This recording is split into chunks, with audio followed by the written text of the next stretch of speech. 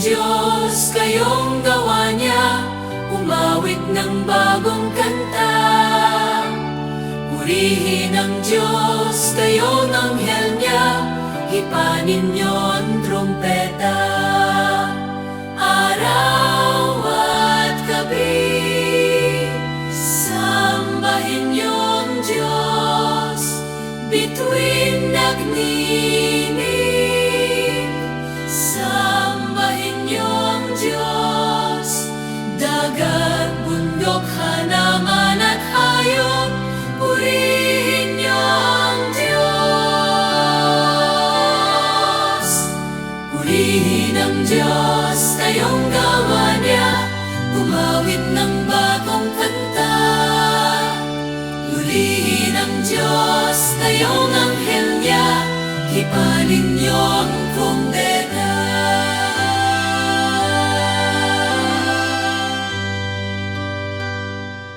Sa ngalan ng Ama, ng Anak at ng Espiritu Santo, Amen. sumainyo ang Panginoon. At sumaiyo rin. Mga kapatid, sa araw na ito ating pinagdiriwang ang banal na kapistahan ni San Agustin, obispo at pantas ng ating simbahan. Si San Agustin ay isang patunay na kahit na ang isang taong nababad na sa kasalanan, ay pwede pa ring magbago, pwede pa ring magpakabuti, at pwede pa ring maging banal. Meron ka bang pinagdarasal na tao na lumayo sa iyo o lumayo sa Diyos? Meron bang tao na nakakasakit sa iyo?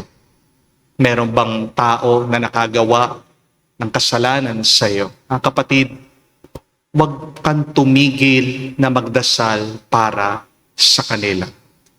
Dahil sa panalangin ni Santa Monica, ito ay naging daan para magbago at magbalik loob si San Agustin sa Diyos.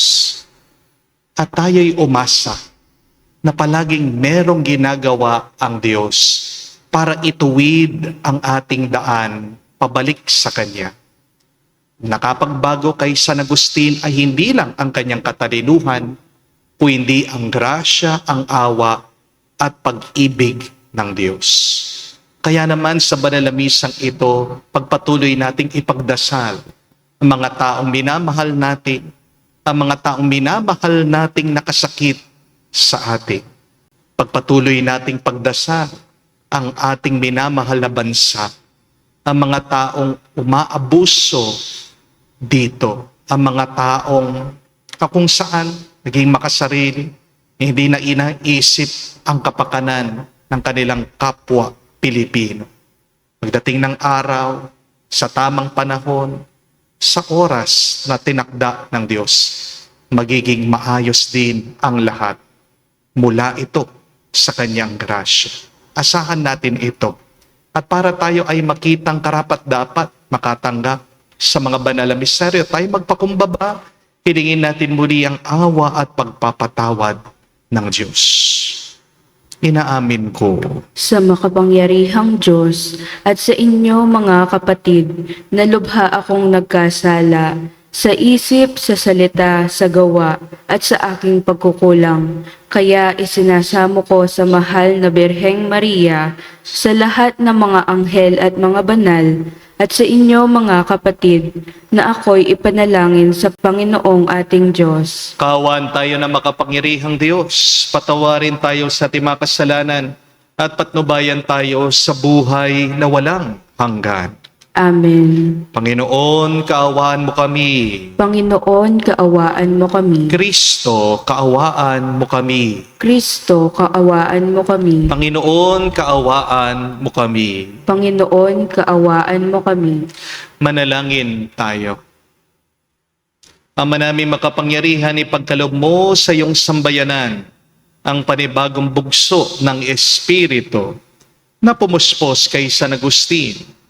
Malubos nawa sa amin ang pananahan ng Espiritu upang ikaw na batis ng karunungan ay magbunsod ng aming pananabik at ikaw na bukal ng buhay ay aming masaliksik sa pamagitan ni Jesucristo kasama ng Espiritu Santo magpa sa walang hanggan. Amen.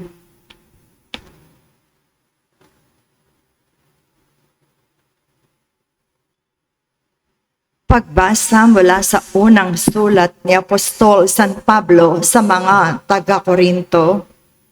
Mga kapatid, sapagkat sinugo ako ni Kristo, hindi upang magbinyag, kundi upang mangaral ng mabuting balita.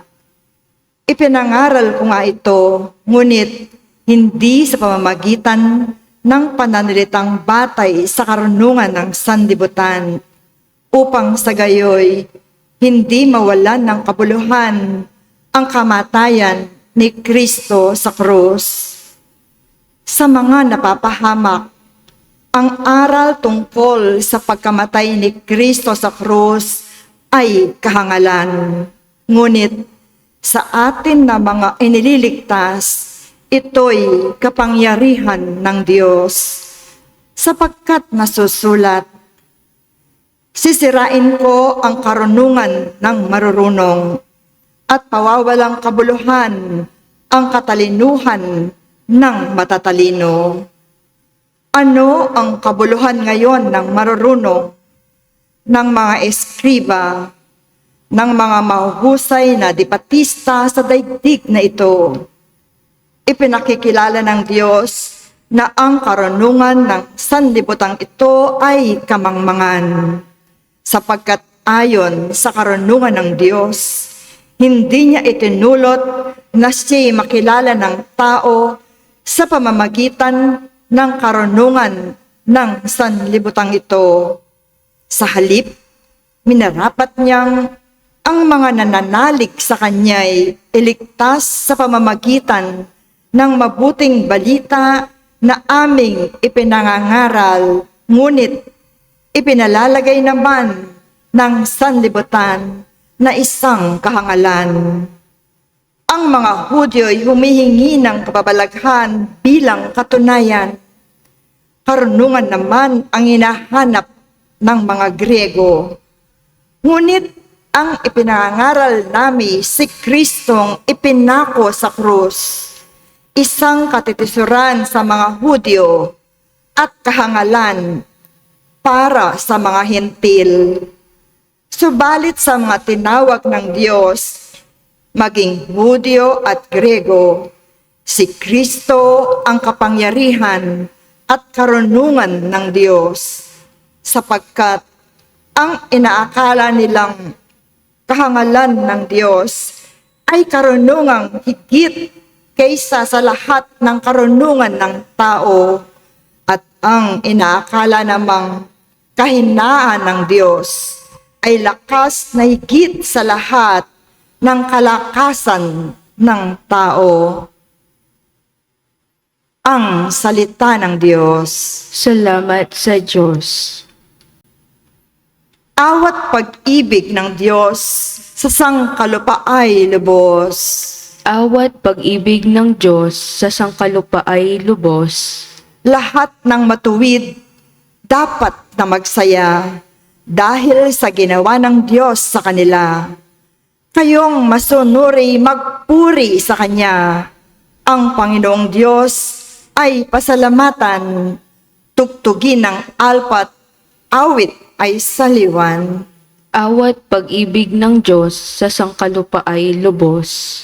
Panginooy tapat sa Kanyang salita at maasahan ang Kanyang ginawa. Minamahal niya ang gawang matapat, ang pag-ibig niya sa mundo'y laganap. Awat pag-ibig ng Diyos sa sangkalupa ay lubos. Ang binabalangkas niyong mga bansa, Kanyang nababagot, winawalang bisa. Ngunit ang mga panukala ng Diyos ay mamamalagit, walang pagkatapos. Awat pag-ibig ng Diyos sa sangkalupa ay lubos.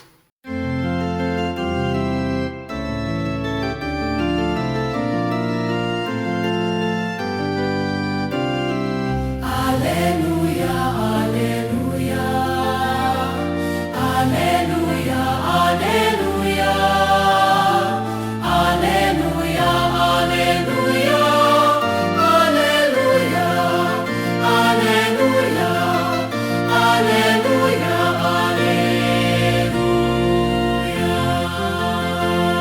Manalangin walang humpay, samantalang hinihintay si Jesus na poong mahal. Alleluia, alleluia. Sumainyo ang Panginoon. At sumaiyo rin. Ang mabuting balita ng Panginoon ayon kay San Mateo. Papuri sa iyo, Panginoon. Nung panong iyon, sinabi ni Jesus sa kanyang malagad ang talimhagang ito. Dito maitutulad ang pagpasok sa kaharian ng Diyos. May 10 dalagang lumabas upang sumalubong sa lalaking ikakasal. Bawat isa'y may dalang ilawan. Ang 5 sa kanila'y hangal at ang 5 matalino. Ang mga hangal ay nagdala ng kanilang mga ilawan, ngunit hindi nagbaon ng langis. Subalit ang matatalino'y nagdala ng langis, bukod pa sa nasa kanilang ilawan. Nabalam ng dating ang lalaking ikakasal, kaya't inantok silang lahat at nakatulog. Ngunit ng hating gabi, may sumigaw. Narito na ang lalaking ikakasal. Salubungin ninyo. Agad nagbangon ang 10 dalaga at inayos ang kanilang ilawan. Sinabi ng mga hangal sa matatalino, bigyan naman ninyo kami ng kaunting langis. Aandap-andap na ang aming mga ilawan eh. Baka hindi magkasya ito sa atin, tugon ng matatalino. Mabuti pa'y pumunta muna kayo sa nagtitinda at bumili ng para sa inyo. Kaya't lumakad ang 5 hangal na dalaga. Samantalang bumibili sila, dumating ang lalaking ikakasal. Ang 5 nakahanda ay kasama niyang pumasok sa kasalan at ipiniid ang pinto. Pagkatapos dumating naman ang 5 hangal na dalaga. Panginoon, papasukin niyo po kami, sigaw nila. Ngunit tumugon siya, sinasabi ko sa inyo, hindi ko kayo kakilala. Kaya magbantay kayo, sapagkat hindi ninyo alam ang araw ni ang oras. Mga kapatid, ang mabuting balita ng ating Panginoon. Pinupuri ka namin, Panginoong Hesukristo. Magandang araw po muli sa inyong lahat. Alam naman natin na masama ang kasalanan. Pero bakit marami pa rin sa atin, kahit na alam ang mali, ginagawa pa rin natin? Hindi kasi sapat na alam mo ang masama para maiwasan mo ito. Maraming bagay ang alam nating masama, pero paulit-ulit pa rin nating ginagawa. Halimbawa, alam naman natin na masama ang sobrang matamis, pero kumakain pa rin ang iba sa atin. Alam mo na ngang diabetic ka, pero kapag nakakita ka ng leche plan, nagdadasal ka na lang. Lord, ikaw na lang ang bahala. Kapag binabawal ka ng iba, anong sinasabi mo? May gamot naman, di po ba? Alam naman natin masama ang magpuyat, pero nagpupuyat pa rin tayo. 12:00 na, sinasabi mo, matutulog na ako. 12:30 na ng umaga. Sinasabi mo pa rin sa sarili mo, isang video na lang. 1:30 a.m. na, nanonood ka pa rin ng reels, ng TikTok, ng drama sa YouTube. Alam mong kailangan mong matulog, kung hindi, kinabukasan, mahihilo ka. Pero hindi mo pa rin mapigilan ang iyong sarili na manood ng kakaibang videos. Alam naman ng marami, nakakamatay ang paninigarilyo. Nasa kaha na nga nakasulat, government warning, smoking kills. May picture na nga nung taong nagkakasakit. Pero kapag naging habit mo na ang isang bagay, hindi lang dapat isip ang kailangan mong kumbinsihin. May nakasanayan ka dapat na kailangan baguhin. Alam mo namang masamang kumabit, pero nagpapatuloy ka pa rin. Sinasabi mo, wala naman makakaalam. O kinukumbinsi mong iyong sarili, mahal ko talaga siya eh. Kahit na alam mo, may asawa siya, may pamilya siya. Mahirap iwasan ang kasalanan. Pero hindi naman po ibig sabihin, hindi na natin ito dapat labanan. Kung meron pong isang santo na expert sa kasalanan, yan po si San Agustin. Meron nga pong isang sikat na panalangin, si San Agustin. Sabi niya, Lord, give me chastity, give me continence, but not yet.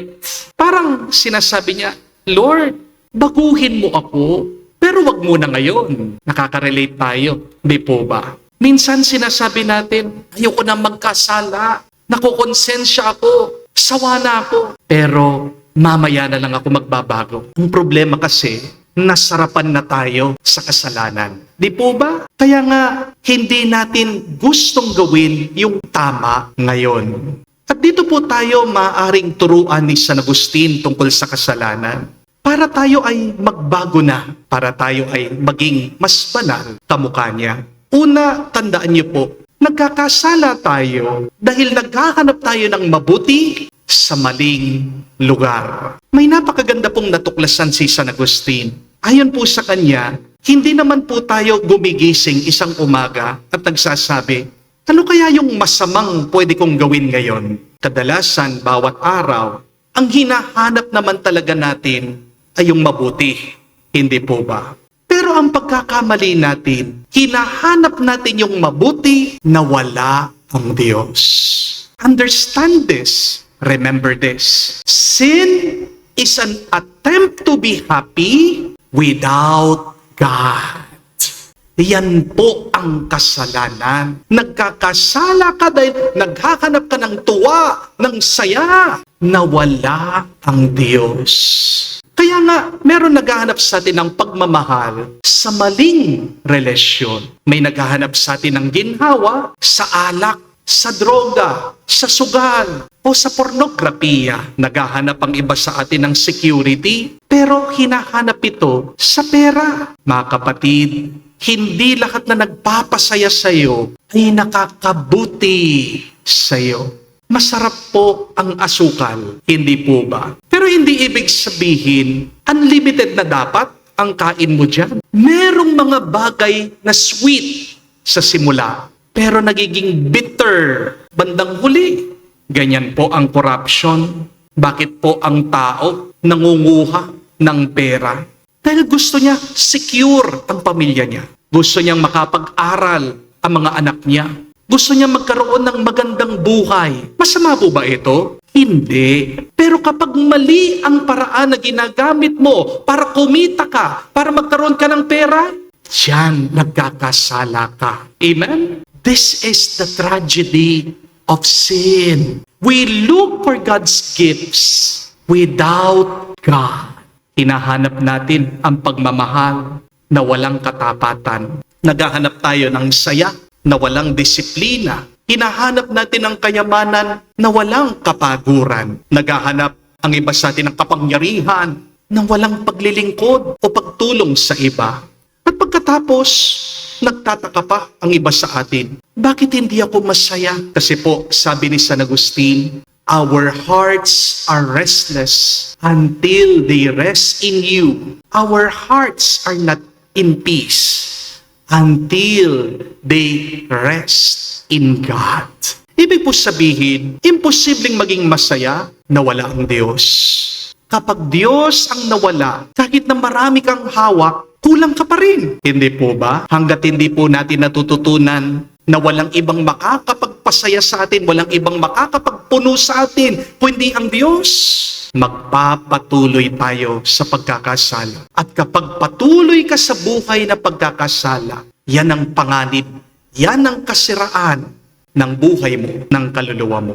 Amen? Pangalawa po, ang kasalanan ay lumalakas kapag palagi mo yang pinagbibigyan. Meron pong isang kwento tungkol sa isang pastol. Ginabi po siya sa daan. Gumawa po ng tent yung pastol para magpalipas ng gabi. Pero habang pong natutulog yung pastol sa loob ng kanyang tent, ito pong kabayo niya, pinasok yung ilong doon po sa tent dahil nilalamig po yung ilong ng kanyang kabayo. Pinabayaan lang po ng pastol, inaaawa siya sa kanyang alaga.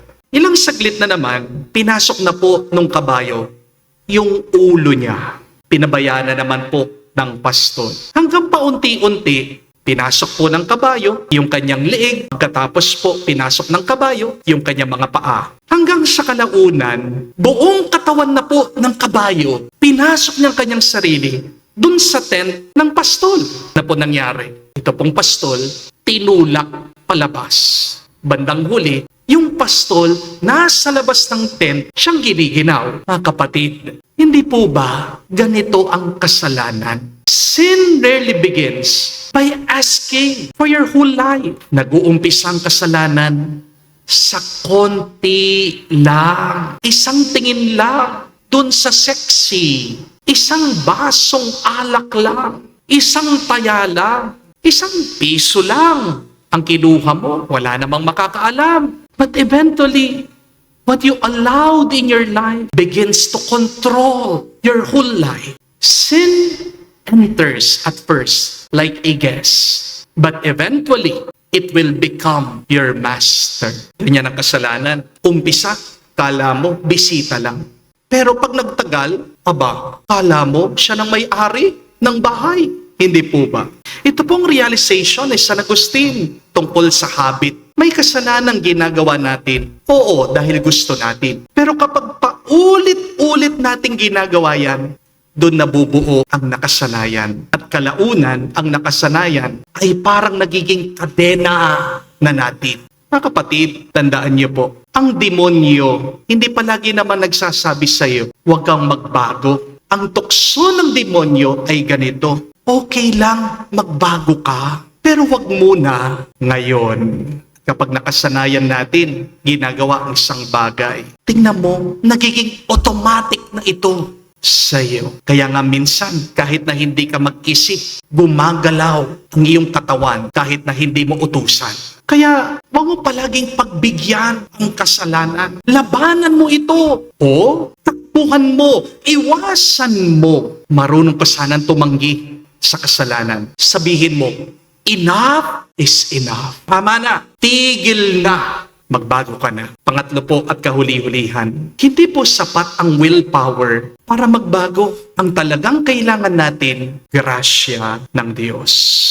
Ito pong pinakamagandang natutunan ni San Agustin. May mga laban na hindi natin mapapanalo gamit lang ang ating determinasyon o lakas ng loob. Kaya marami pong tao, ilang beses na nagsabi, hindi na ako iinom, pero bumabalik pa rin. Meron nagsasabi, hindi na ako magsusugal, pero nakakataya pa rin. Meron nagsasabing, hindi ko na pagtataksilan ang aking asawa. Sorry na ako, nahihiya na ako sa kanya. Pero merong kachat pa rin.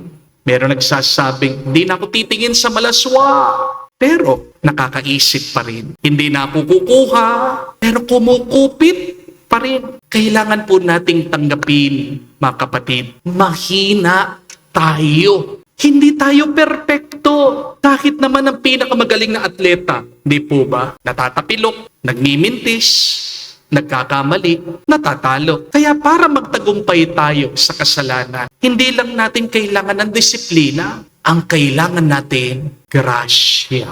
Para maunawaan po natin ang grasya, gusto ko po isipin nyo ito. Ang isang sailor, isa pong tripulante, isang mangingisda. Kaya po na mangingisda na gumawa ng bangka. Kaya pong ayusin ng tripulante ang kanyang sasakyan. Alam din naman po na mangingisda na suriin ang dagat. Marunong po siyang magmaneho ng kanyang bangka. Pero kahit na matalino ang mangingisda, kahit na maganda ang kanyang bangka, kung wala pong gas, kung wala pong hangin, di ba? Hindi po gagalaw, hindi po aandar yung kanyang bangka.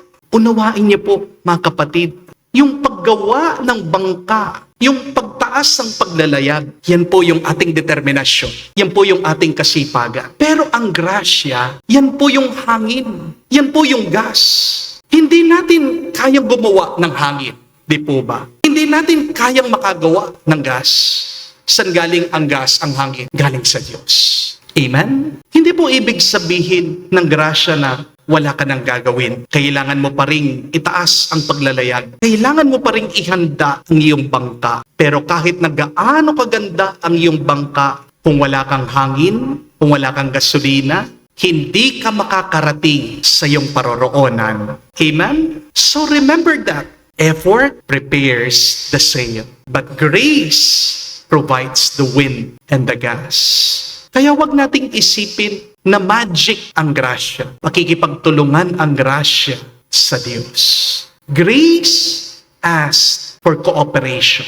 Kaya kung gusto mong iligtas ng Diyos, yung marriage mo, yung kasal niyo, dapat araw-araw magdasal kayo. Araw-araw magsimba kayo. Araw-araw mag-usap kayo. Hindi gagana yung grasya sa kasal niyo kung meron ka namang iba na ka-chat. Hindi po ba? Kung gusto mong iligtas ka ng Diyos sa iyong addiction, dapat ikaw mismo lumalayo ka dyan sa addiction. Kung gusto mong maging honest na public servant, pero kung palagi ka pa rin sumusunod sa maling sistema, wala kang pakikipag-isa sa grasya. Huwag mong hingin sa Diyos na isara ang pintuan ng kasamaan. Kung ikaw naman mismo patuloy mong binubuksan ito. Amen? Kaya para lumakas po ang grasya sa ating buhay, kailangan nating lumapit pa sa Diyos, magdasal sa Diyos, makinig sa Diyos, tanggapin ang kanyang katawan at dugo at magkumpisal. Kapatid, opo, alam ko, malakas ang kasalanan. Malakas ang tukso, malakas ang nakasanayan. Pero ang mabuting balita na tinuturo sa atin ni San Agustin, mas malakas ang grasya ng Diyos. Amen? May pag-asa pa ang marriage mo. May pag-asa pa kahit na addicted ka. May pag-asa ka pa kahit na nadidepress ka. May pag-asa ka kahit na nabibigatan ka. May pag-asa pa rin ang ating bansa. Huwag mong kakalimutan. Pwede pa rin magbago ang buhay mo. Dahil hanggat buhay ka, hindi pa tapos ang Diyos sa'yo. Amen? At kung sa pamamagitan po ng grasya, naging banal, naging santo ang isang makasalanan na Agustin, ano pa kayang kayang gawin ng Diyos sa iyo kung hahayaan mo na siya ay magsimula ngayon na tulungan ka? Kaya magdasal po tayo, mga kapatid. Magpatulong po tayo kay San Agustin. Una, palaging hanapin ang Diyos para tayo maging masaya. Huwag mong pagbibigyan ang kasalanan kahit nakakaunti para hindi ka maging alipin nito. At kahuli-hulihan, makipagtulungan tayo sa grasya ng Diyos. Dito niya tayo babaguhin at dito tayo bibigyan ng Diyos ng kapayapaan ngayon at magpakailanman. Amen. Tumayo po tayo. Alay po natin sa Diyos ang ating mga dasal at panalangin. Pinapaalala ng mensahe ng Ebanghelyo na dapat tayo maging matalino at magbantay. Habang ating hinihintay ang pagdating ng Panginoong Hesus, ipanalangin natin ang mundong kanyang niligtas. Ating sabihin, Panginoon, dinggin mo kami. Panginoon, dinggin mo kami. Ang simbahan naway maunawaan ang mga tanda sa ating panahon at tuwinang mapaalalahanan ang bayan ng Diyos tungkol sa walang hanggang dimensyon ng buhay.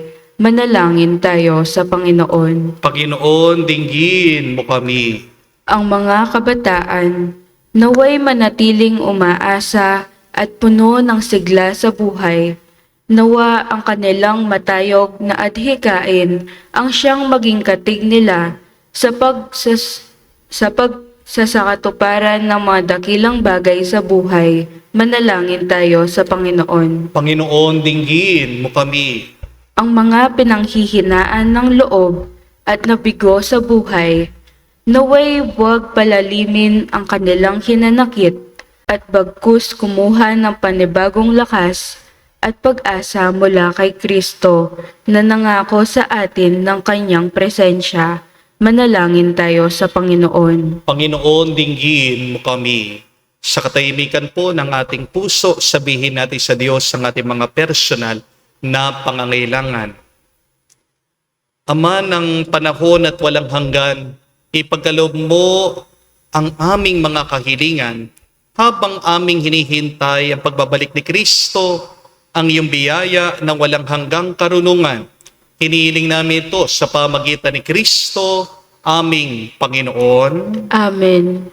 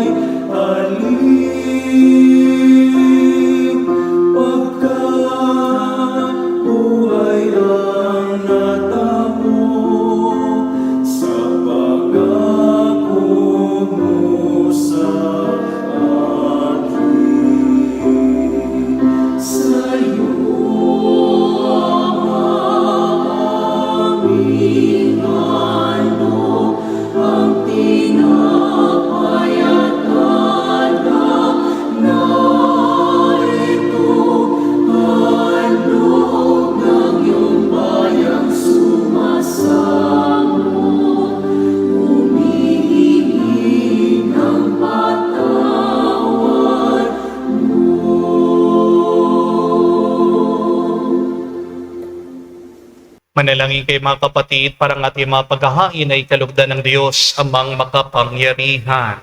Tanggapin nawa ng Panginoon itong paghahain sa iyong mga kamay, sa kapurihan niya at karangalan, sa ating kapakinabangan at sa buong sambayanan niyang banal. Ama naming lumikha, sa pagdiriwang namin sa pagtubos ng iyong anak sa amin, may hahin nawa ngayong ginugunita ni San Agustin ang pakikinabang sa matapat na pagsasama sa panandang ito ng pag-ibig at pagkakaisa sa pamagitan ni Jesucristo kasama ng Espiritu Santo magpa sa walang hanggan. Amen. Sumainyo ang Panginoon. At sumaiyo rin, Itaas sa Diyos sa inyong mga puso at diwa. itinaas na namin sa Panginoon. Pasalamatan natin ang Panginoong ating Diyos.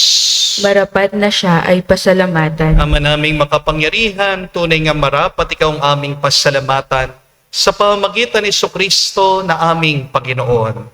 Ngayon, si San Agustin ay pinararangalan sa pamumuhay niyang totoong uliran at pagiging maasahan sa panunungkulan, kaya't si Jesucristo na maasahan sa katapatan ay inihahayag sa pangangasiwa sa sambahayan. Ang malasakit ng ulirang tagapangasiwa noon ay nagpapatuloy magpahanggang ngayon. Sa mga panalangin kanilang iniuukol, kaisa ng sambayanan mo ditong nagtitipon. Kaya kaisa na mga anghel nagsisiawit ng papuri sa iyo. Nang walang humpay sa kalangitan kami nagbubunyi sa iyong kadakilaan.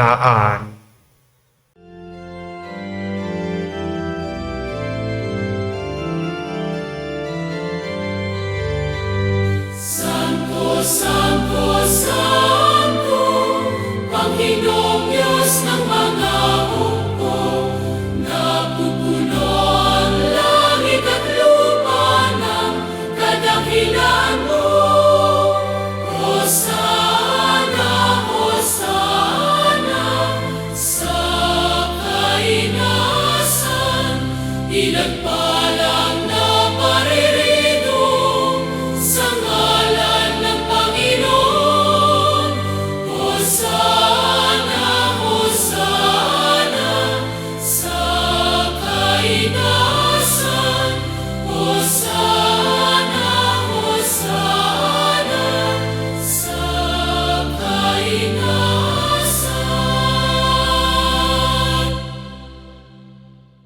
Ama naming banal, ikaw ang bukalanta ng kabanalan. Kaya't sa pamagitan ng iyong Espiritu, gawin mong banal ang mga kaloob na ito, upang para sa amin maging katawan at dugo ng aming Panginoong Heso Kristo. Bago niya pinagtiis ang pusang loob na maging handog, hinawakan niyang tinapay, pinasalamatan kanya, pinaghati-hati niya yon, inabot sa kanya malagad at sinabi, tanggapin ninyong lahat ito at kanin. Itong aking katawan ay hahandog para sa inyo.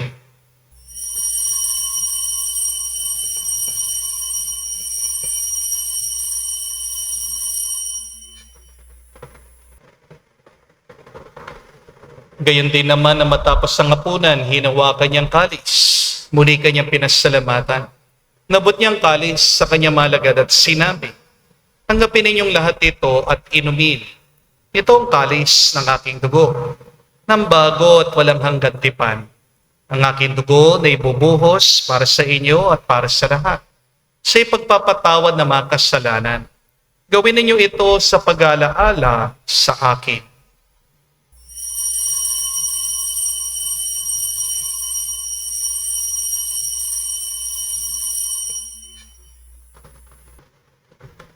Ang misteryo ng pananampalataya.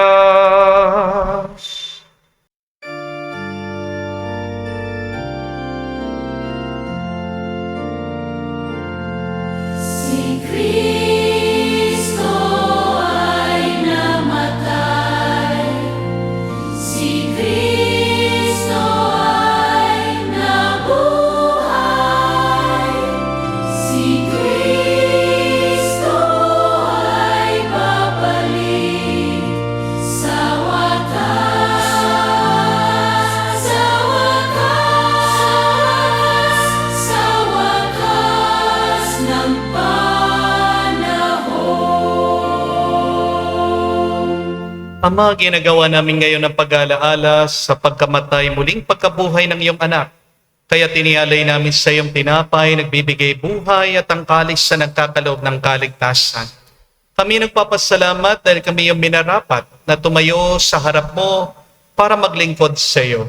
Sinasamo namin kami magsalo-salo sa katawan at dugo ni Kristo ay mabuklod sa pagkakaisa sa pamagitan ng Espiritu Santo. Amalingapin mong iyong simbahan na ganap sa buong daigdig. Puspusin mo kami sa pag-ibig. Kaisa ni Leon ang aming Santo Papa, si Florentino aming Arsobispo at ng Tanang Kaparian. Alalahanin mo rin ang aming mga kapatid na nahimlay. May pag-asang sila'y muling mabubuhay. Gayon din naman lahat ng mga pumanaw, kawan mo't sila't patuloyin sa iyong kaliwanagan. Kawan mo't pagindapatin kaming lahat, makasalo sa iyong buhay na walang wakas.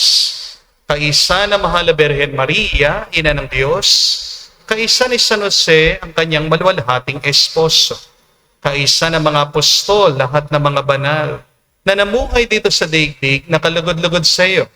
May ipagdiwang nawa namin ang pagpupuri sa kararangal mo sa pamagitan ng iyong anak, aming Panginoong Heso Kristo. Sa pamamagitan ni Kristo, kasama niya at sa Kanya, lahat ng parangal at papuri ay sa iyo, Diyos Ama, makapangyarihan, kasama ng Espiritu Santo, magpasawalang hanggan. Amen. Amen. Amen. Amen. Amen. Sa nakagaling na utos sa turo ni Jesus sa Panginoon natin na Diyos, ipahayag natin ng lakas loob.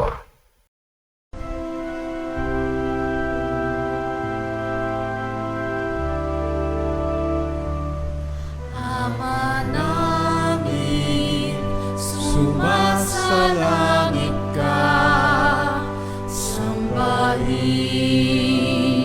ang ngalan mo, mapasa amin ang kaharian mo, sundin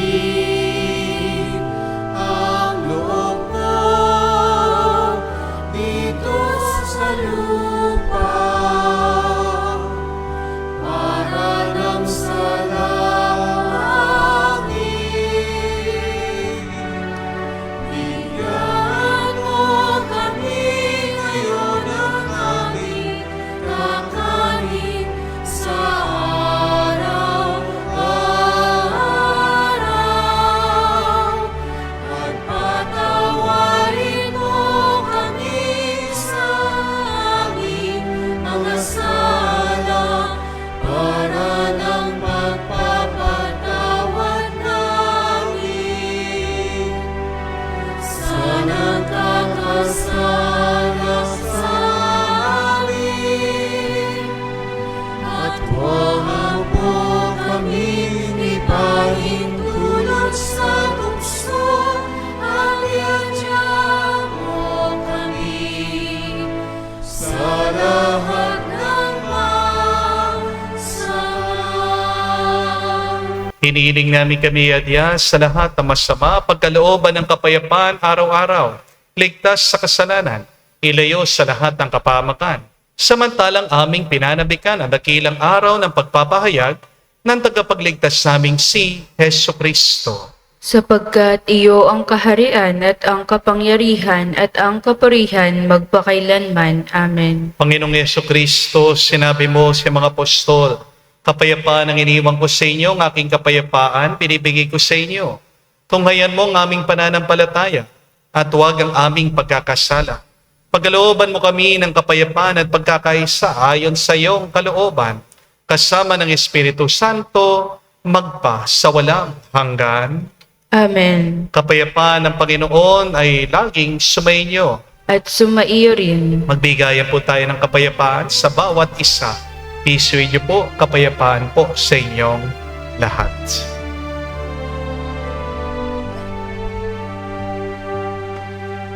Cordero ng Diyos na nag-aalis ng mga kasalanan ng sanlibutan, maawa ka sa amin.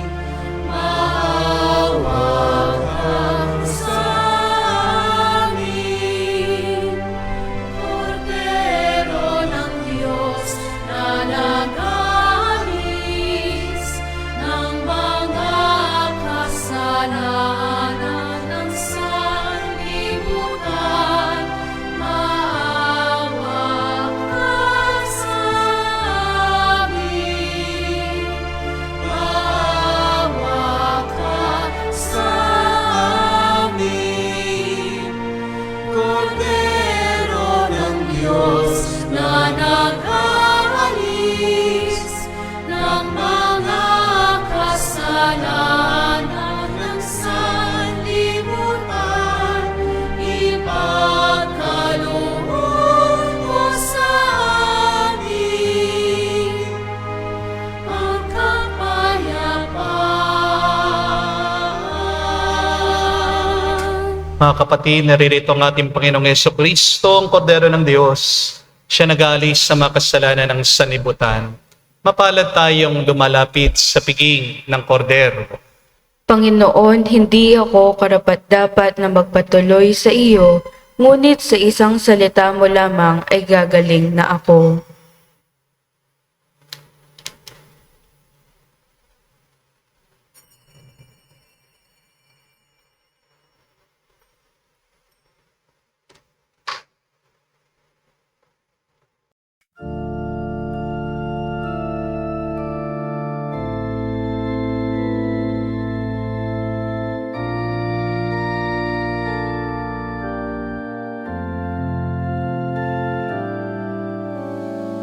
Lord, here I am to answer your call.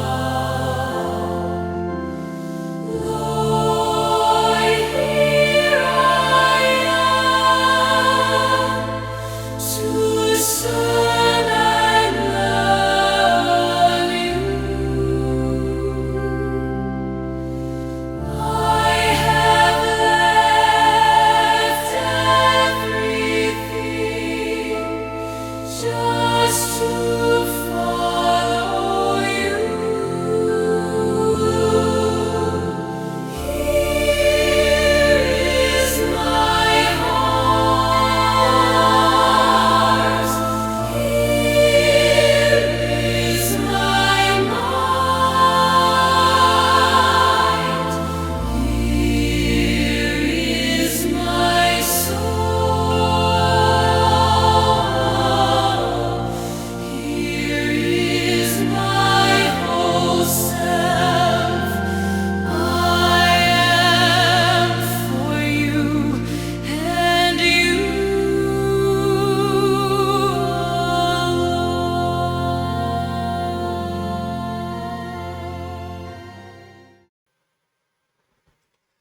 Manalangin tayo.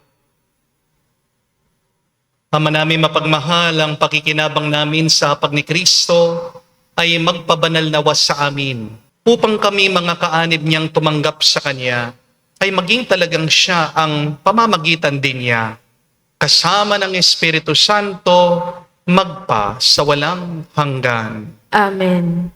Mga kapatid, tandaan niyo po na hindi lahat ng nagpapasaya sa iyo ay nakakabuti sa iyo.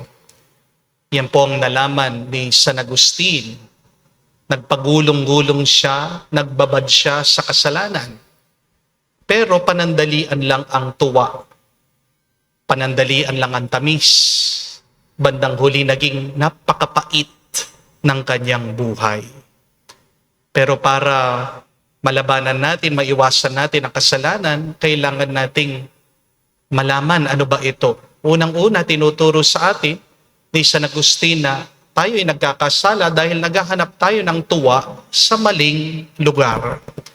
Understand that sinning is trying to find happiness without God.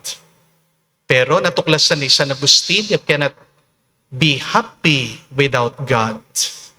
Tanging sa Diyos lang magkakaroon ng kapayapaan ang ating mga puso. Pero pangalawa, lalong lumalakas ang kasalanan sa ating buhay kapag pinagbibigyan natin ito. Kahit nakakaunti lang ang pagpasok ng kasalanan sa atin, makakasira na yan.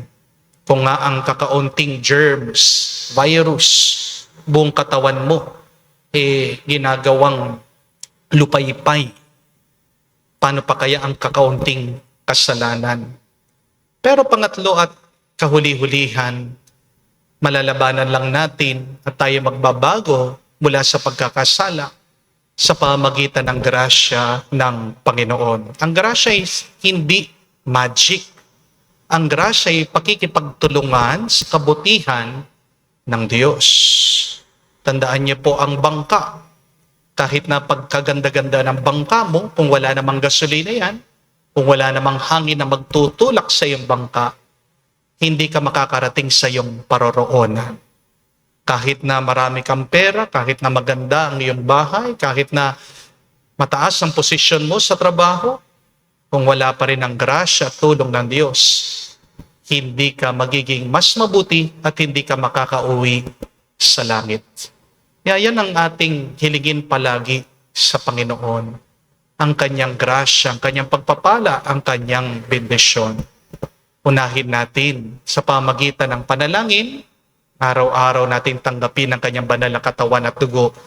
Yan ang pagpapalakas natin laban sa kasalanan. Ang kanyang katawan at dugo ang magbibigay din sa atin ng kapayapaan. Sumainyo ang Panginoon. At sumaiyo rin. At kayo basbasan ng Diyos, makapangyarihan sa lahat, sa ngalan ng Ama, ng Anak, ng Espiritu Santo. Amen. Ang ating misa ay natapos na. Humayo kayo sa kapayapaan ni Kristo. Salamat sa Diyos.